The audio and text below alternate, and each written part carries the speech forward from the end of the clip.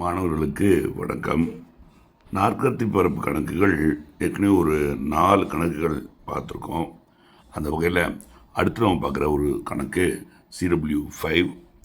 இங்கேயும் பாருங்கள், -5 7 -4 K -1 -6 4 5 முனைகளாக கொண்ட நாற்கரத்தின் பரப்பு 72 சதுர அலகுகள் எனில் கேயின் மதிப்பு காண்க அப்படின்னு ஒரு கேள்வி கொடுத்துருக்காங்க.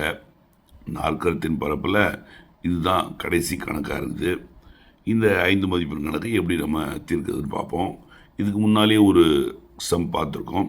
அந்த கணக்கு பார்க்கலன்னா வீடியோவில் போயிட்டு அதை பார்த்துட்டு வாங்க, யூடியூப் சேனல்லே இருக்குது. சரி, இப்போது நாற்கரத்தின் பரப்பு ஸ்டார்ட் பண்ணுவோம். இந்த கணக்கில் முதல்ல நம்ம என்ன பண்ணுவோம், லெஃப்ட் சைட்லேருந்து முதல்ல இங்கே பெருக்கல்களை ஆரம்பிப்போம். 1 2 3 4 நேர்மறையான பெருக்கல்கள். அதனுடைய பெருக்கல் விடைகள் எழுதுவோமா? முதல்னருக்கு -5 K, ஒரு நம்பரையும் ஒரு K அப்படிங்கிற ஒரு தெரியாத எண்ணையும் பெருக்க போகிறோம். அப்படி எழுதுவோம், -5 K அப்படின்னு எழுதுகிறோம்.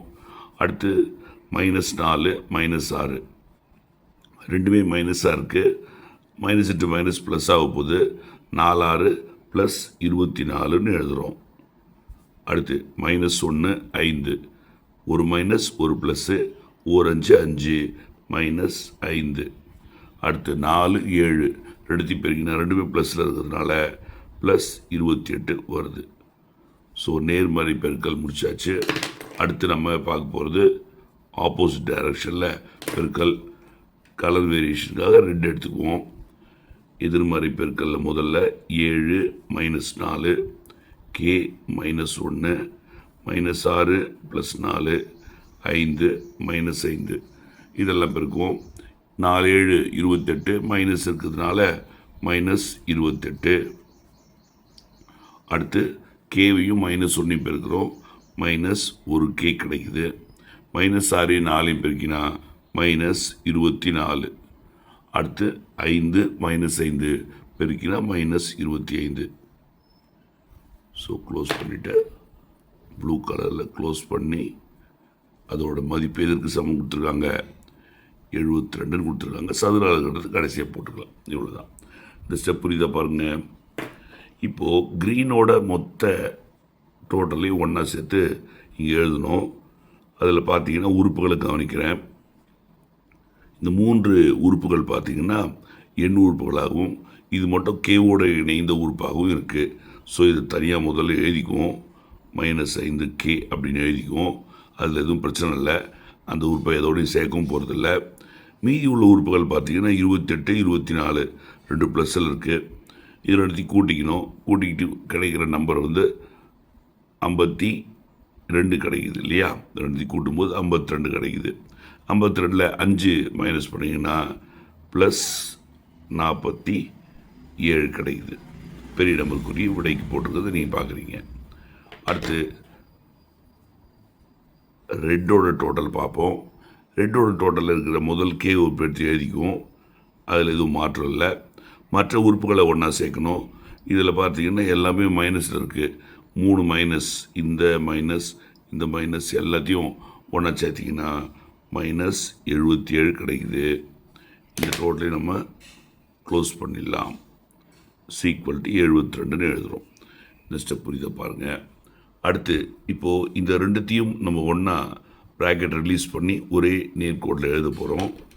எழுதும்போது என்ன ஆகும்னா -5 K + 47 முதல் ப்ராக்கெட்டில் உள்ளது எதுவும் சைன் சேஞ்செலாம் பண்ணாமல் அப்படியே எழுதுவோம்.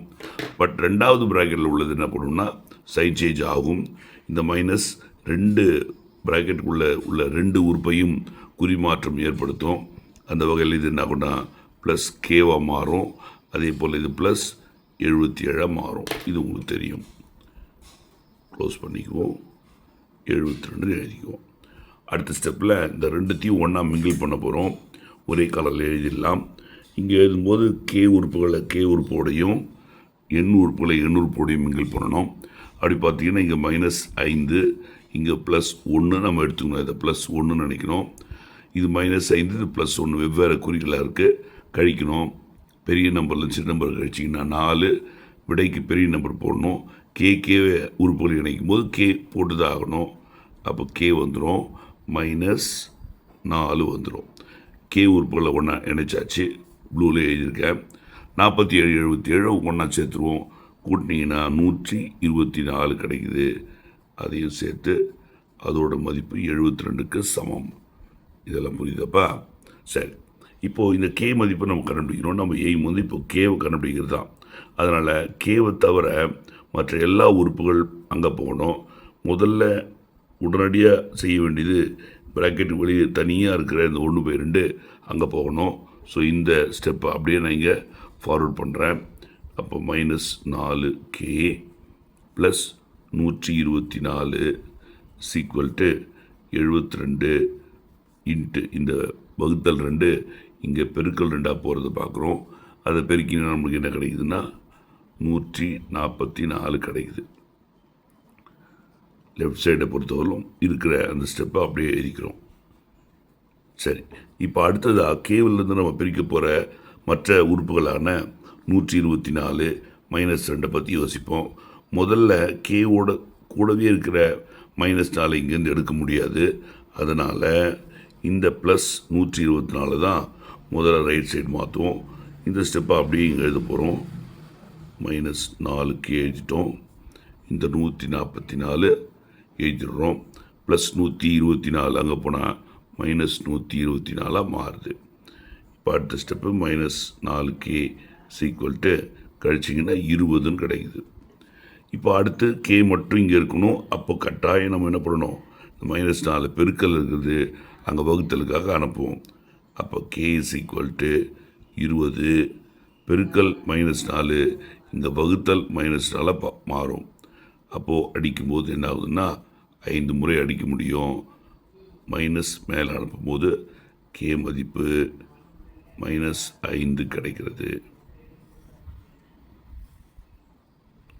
புரியுதப்பா?